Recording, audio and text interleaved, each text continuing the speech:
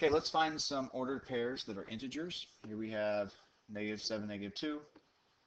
Get another one here, here, and here. Okay, so let's start off by finding the slope.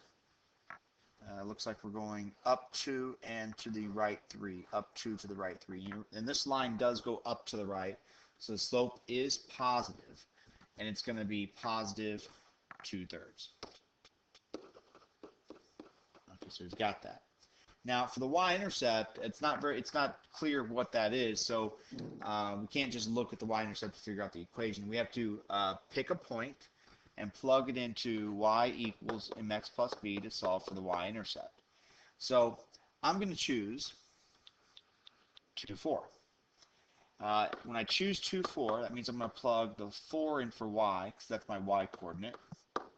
The slope is 2/3. We already have that. And then the x coordinate is 2. Okay, so I'm going to plug that in for x, and I'm plugging that in right there. And then we're going to write plus b. And we're going to solve this for b. So now I'm going to have 4 equals. Let's do 2 times 2. Okay, we're talking about right here, 2 times 2. And that's going to be 4. So now we got 4 over 3, and then plus b. And I'm going to rewrite 4 over 4 is the same thing as 4 over 1. And then we're going to multiply the top and bottom of this fraction by 3. And you'll see why in just a minute. We have 12/3 equals 4/3 plus b. And the last step to get b by itself is to subtract 4/3. So I'm going to subtract 4/3.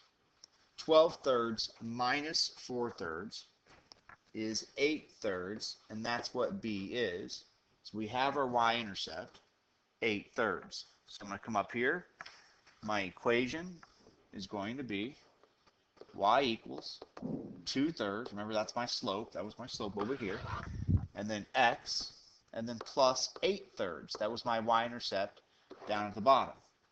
And if you take 8 and divide by 3, we could rewrite this as y equals 2/3 x plus, remember, 8 divided by 3 is 2.6 repeating. I would also take that as a y-intercept. And if you look at the y-intercept, it's approximately 2.6 repeating. It's between 2 and 3.